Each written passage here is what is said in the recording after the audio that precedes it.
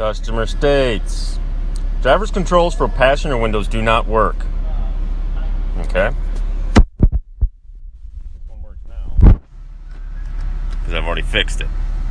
But the two rears don't. But if we go back here, they do work. They need to be initialized. You have to do it from the actual switch. Hold down for a few seconds. Hold all the way up for a few seconds. And now this window will work from the driver's side. Somebody put a battery in it, I'm sure.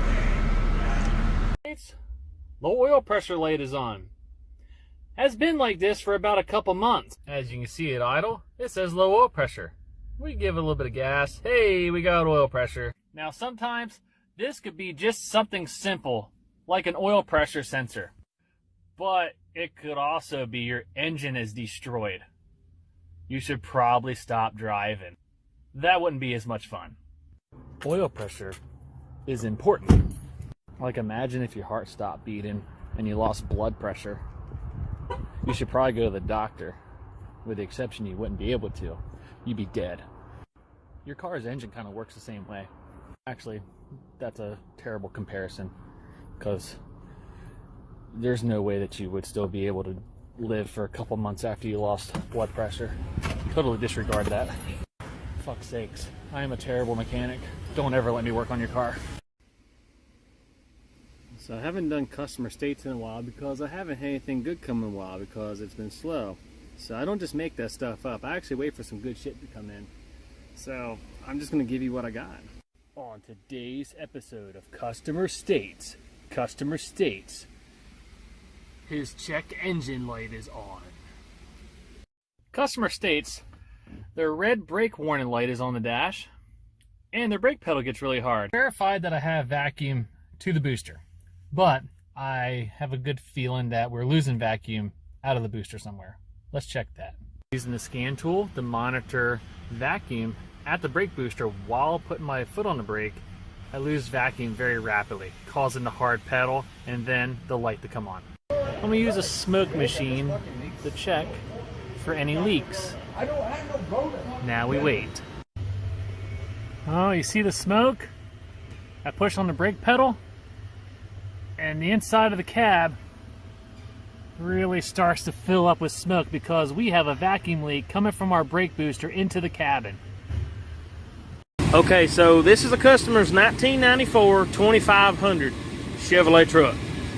But here's where it gets weird. 6-lug.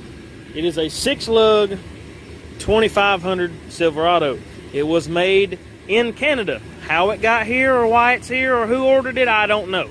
But it's actually got a 305 engine in it. So it's incredibly underpowered. 270,000 miles. Comes equipped with Bane of sausages. 4-wheel drive floor mats with dead frogs under it and saw blades. It is a Cheyenne.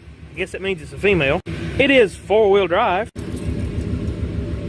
And the owner likes beef, as you can tell.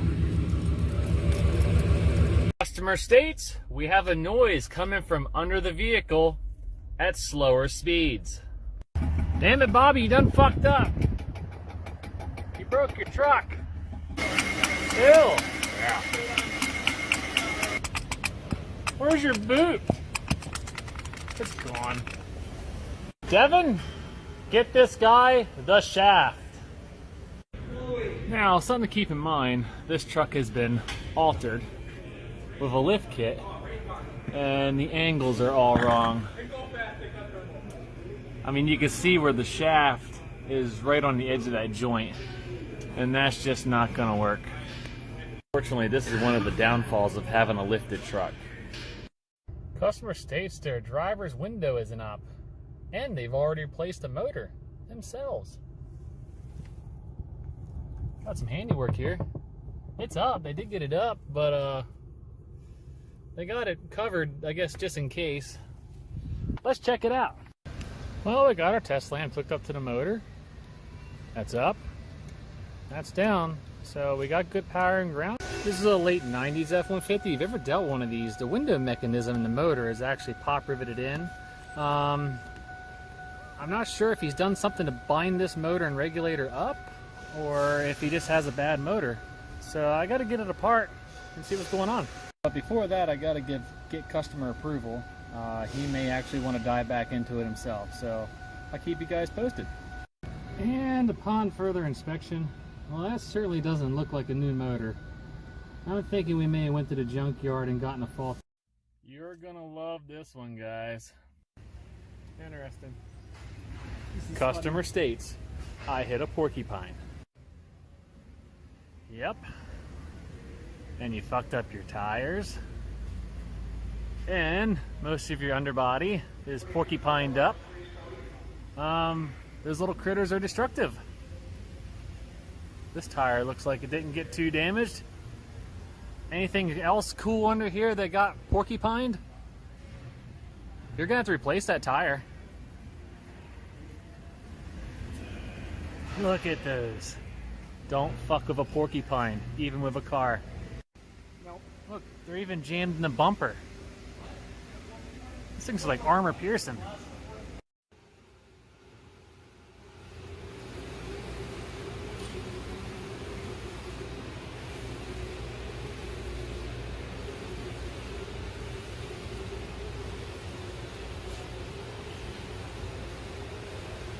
Customer states that the vehicle overheats and has an oil leak. Okay, start it up, pop the hood, and I see this.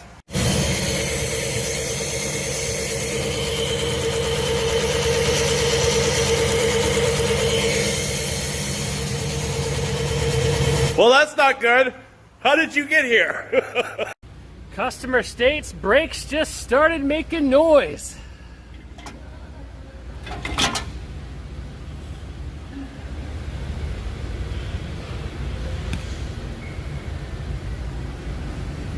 Customer states my sunshade is hanging down. Actually, it's not. The customer did a really nice job of fixing this sunshade. I don't think I can do it any better. I'd almost say that that's a permanent fix. Customer states noise when braking.